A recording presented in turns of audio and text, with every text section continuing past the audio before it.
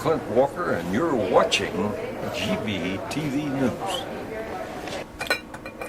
Thank you, Clint. I'm Randy Hansen. In today's World News headlines, Afghans protest removal of massacre suspect. And Panetta touts progress during Afghan visit. And Syrian government intensifies attack on first anniversary of uprising. And Assad email leak reveals inside info on Syrian regime. And Obama says window shrinking for Iran diplomacy. And U.S.-South Korea free trade deal goes into effect. And activists protest plans for Jeju Island base as demolitions begin. And U.S. evangelists sued for homophobic efforts in Uganda. And dozens protest Romney's fundraiser in New York City. And Goldman Sachs executive pens scathing resignation letter. GVTV News would like to say the views expressed in our news broadcast do not necessarily reflect the views of NCTV, a digital media center. But before these stories, GVTV News would like to thank one of our underwriters who supports your only visual video news media in Nevada County. That's right, it's us, GVTV News.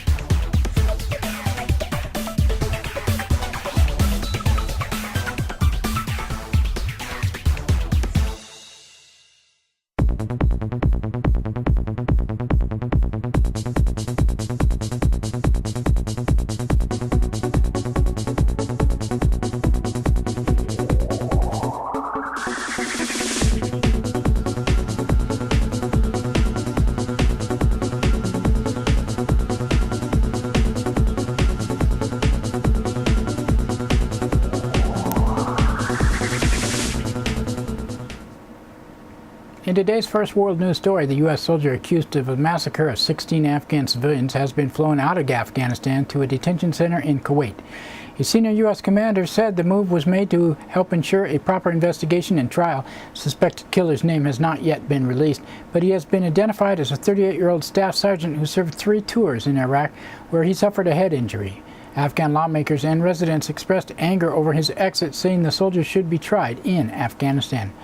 Ghulam Hazrat said the U.S. soldier must be tried in Kandahar City. Why was he taken away from Afghanistan when he murdered innocent people in this country? He's transferred to another place to be freed. Why did he murder 16 people here, and what reason did he massacre them? We want to see him punished here in Afghanistan. And Defense Secretary Leon Panetta continues his visit in Afghanistan in a bid to contain the fallout over the massacre. On Wednesday, Panetta received a security scare after an Afghan man drove a stolen pickup truck into a tarmac where Panetta's plane was about to land, then emerged from the vehicle in flames. The man later died from the burns. U.S. commander said he believed the incident was unrelated to Panetta's visit, and the man may have been trying to run the truck into a group of U.S. Marines. At a U.S. base in Helmand province, Panetta tried highlight security gains under the U.S. occupation. He said this area was a Taliban stronghold once upon a time. Now a great deal of progress has been made in terms of Afghan security and Afghan governance in this area. Syrians are marking the first anniversary of their uprising against the government of President Bashar al-Assad. The anniversary comes amid an intensified push by Assad's forces to crush the opposition pockets in northern and southern areas. Government forces have launched new attacks in the towns of Idlib, which is seized by the rebels this week, as well as Daraa, the site of the first major protest 1 year ago. On Wednesday, Syrian forces reportedly sprayed buildings in Daraa with machine gun fire while conducting house-to-house raids. Meanwhile, 2 Turkish journalists have been reported missing after they traveled to Idlib. The Guardian newspaper has obtained what appears to be a trove of more than 3,000 emails downloaded from private accounts of Syrian President Bashar al-Assad and his wife Asma. The emails show Assad took advice from Iran and its proxies on ways to handle the uprising against him, as well as mocking the reforms he promised to put in place in response. They also showed Assad was briefed in detail about the presence of Western journalists in Baba Amir area of Homs. The emails, which were intercepted by opposition activists, included messages from a daughter of an emir of Qatar advising Assad to leave Syria and perhaps find exile in Doha.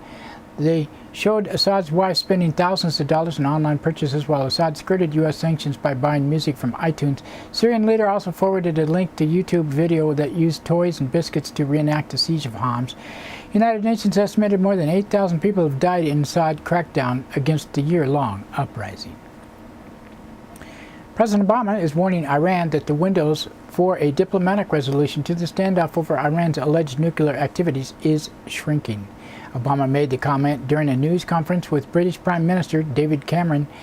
President Obama said in the past there has been a tendency for Iran in these negotiations with the P5+1 delay to stall, to do a lot of talking but not actually move the ball forward. I think they should understand that because the international community has applied so many sanctions, because we have employed so many of the options that are available to us to persuade Iran to take a different course, that the window for solving this issue diplomatically is shrinking. A so-called free trade deal between the United States and South Korea goes into effect following its ratification last year. The deal is the largest trade agreement the United States has signed since the North American Free Trade Agreement with Canada and Mexico in 1994. It has been opposed by numerous labor unions and watchdog groups in the United States. According to Public Citizen, the deal is projected to cost 160,000 American jobs. South Korean farmers and some workers also oppose it, saying it threatens their livelihoods. As the deal comes into effect, hundreds of people have held protests in South Korea's capital of Seoul. Han Seung-boom said we want to abolish the U.S.-Korean FTA, which will go into effect. This was tonight. Well, this was the other night. It's a deal inflicting a loss on our country. Also, a deal is unfair since it's under American law and above our domestic law. In South Korean news, demolitions have begun to prepare construction of a naval base in Jeju Islands, in the UNESCO World Natural Heritage Site in South Korea. South Korean Navy and Samsung Corporation are dynamiting the coastline with 400,000 tons of explosives. Local villages have been fighting the construction for the past 5 years.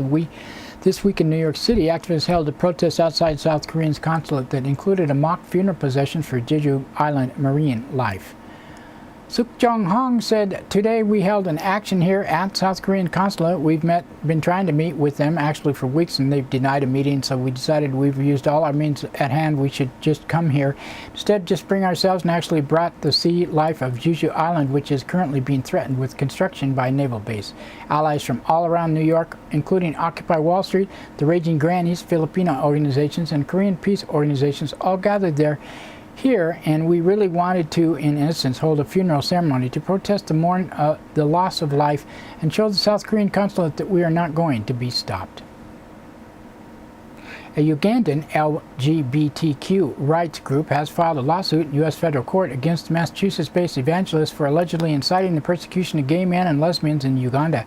Evangelist Scott Lively is accused of collaborating with Uganda politicians and religious leaders to foment a homophobia against Uganda gay and lesbian communities.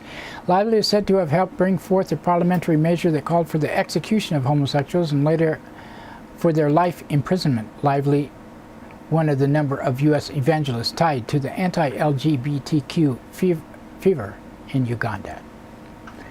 And in New York City, dozens of people rallied outside Waldorf Astoria Hotel on Wednesday to protest a fundraising for Republican president candidate Mitt Romney. Ruth Rodriguez said, "I lived in Massachusetts when he was governor, and I can tell you that our biggest sign for Romney was flip-flop. He's the biggest flip-flopper. He'll say whatever the audience wants to hear, and then he does whatever he wants to do." Kind of sounds like somebody else signed it. No. And the first thing we did in Massachusetts was to eliminate bilingual education and trash teachers. Adopting the language of Occupy Wall Street, a satirical group called themselves 1% for Mitt offered a mock defense for Romney's candidacy. One guy said, "I'm here today to tell these hippies that they should buy their own politicians. That's the American way. There's no gratitude here for the billionaire executive who are financing our elections. Some countries can't even hold elections. I think a little gratitude is in order. Some of my 1%er friends are here to tell these hippies what's up. I'm hoping there's not a clash, but I think in a marketplace of ideas, we've shown that 1%ers will always prevail, whether it's Mitt Romney or Barack Obama of 2012. System is rigged for us. It's class war, and we're winning." Financial giant Goldman Sachs took a hit Wednesday after a mid-level executive published a scathing resignation letter in New York Times, decrying the firm's toxic environment. In the letter, Greg Smith, a former Goldman Sachs executive director, well, actually he was a vice president, who worked in London, and bosses at the firm called their clients Muppets and strove to maximize profits at the expense of clients' interests. And he wrote, "It makes me ill how callously people talk about ripping their clients off." And that, what a surprise. And that's it for World News Today, and we would like to thank one of our underwriters who supports your only visual video news media in Nevada County. That's right, it's us, GVTV News.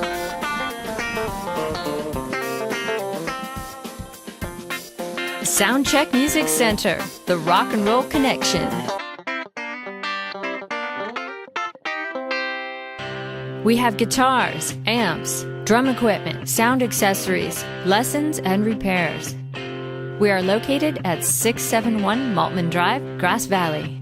530-272-7236, open 7 days a week. No one needs anyone, they don't even just pretend. Jonah's an American. I'm afraid of Americans. I'm afraid of the world. I'm afraid I can't help it. I'm afraid I can't. I'm afraid of Americans. I'm afraid of the world. I'm afraid I can't.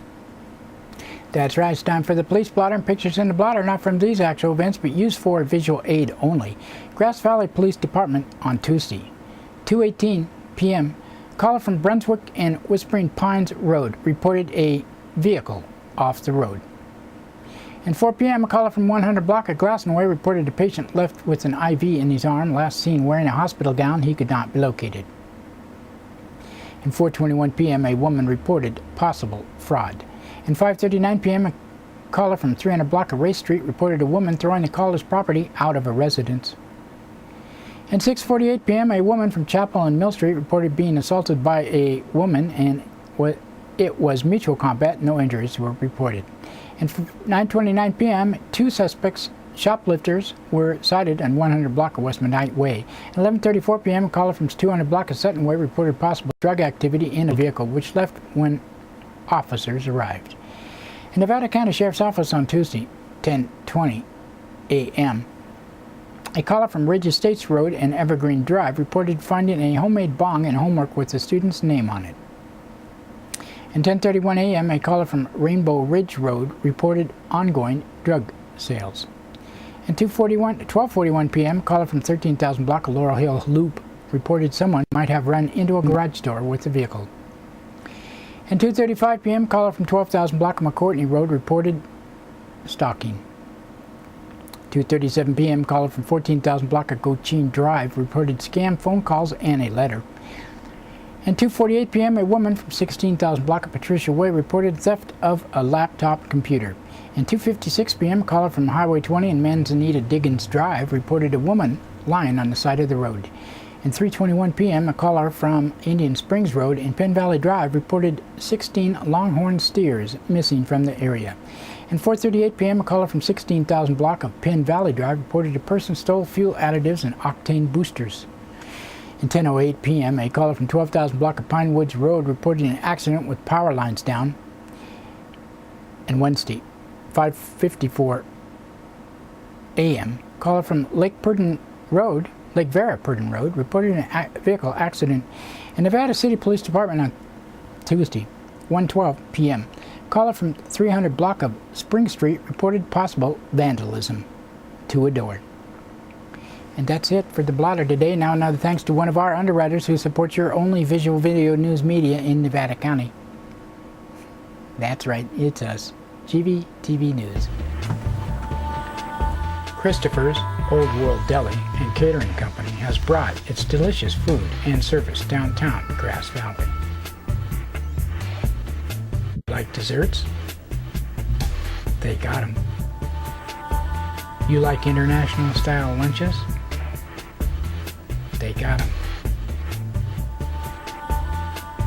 Christopher's Deli and Catering for parties, get-togethers, weddings, or whatever. Open 7 In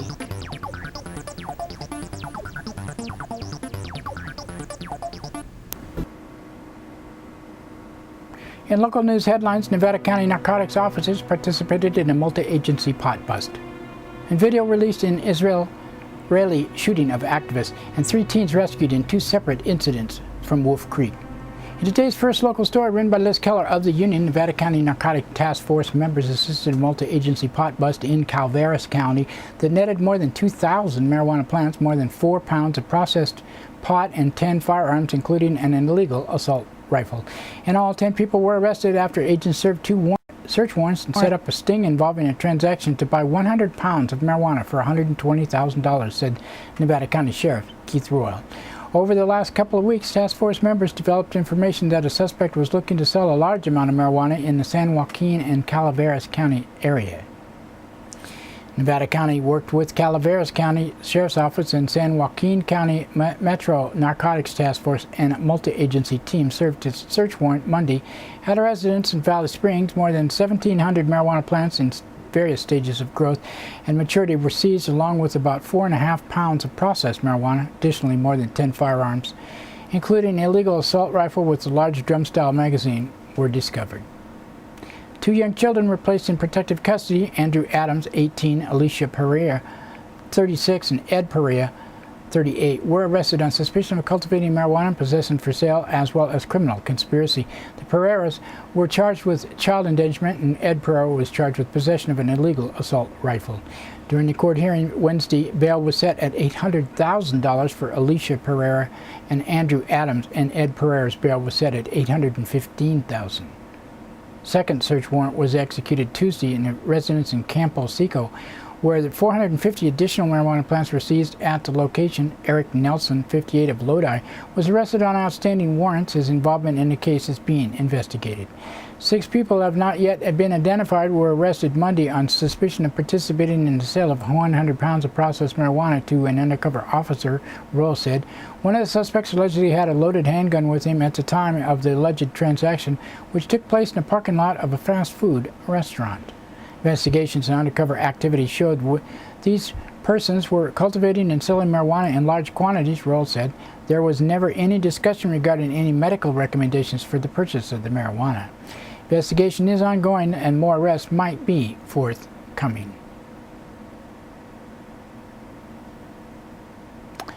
In another Liz Keller story, there's been 3 years since peace activist Tristan Anderson was critically injured after being hit in the head by a high-velocity tear gas canister in the aftermath of a West Bank protest.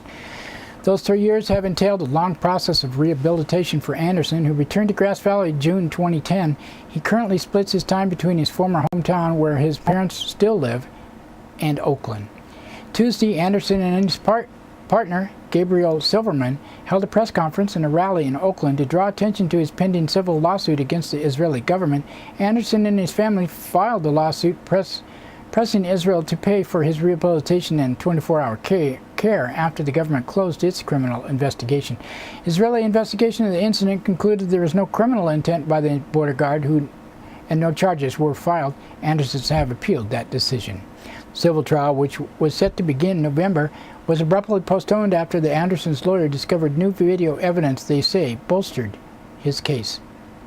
The video, which was posted on the internet this week, allegedly shows the firing of the high-velocity tear gas grenade to be a violation of the Israeli Defense Forces open fire regulations, and shows border police were shooting the large metal tear canisters directly at protesters in the village of Nilan in the West Bank.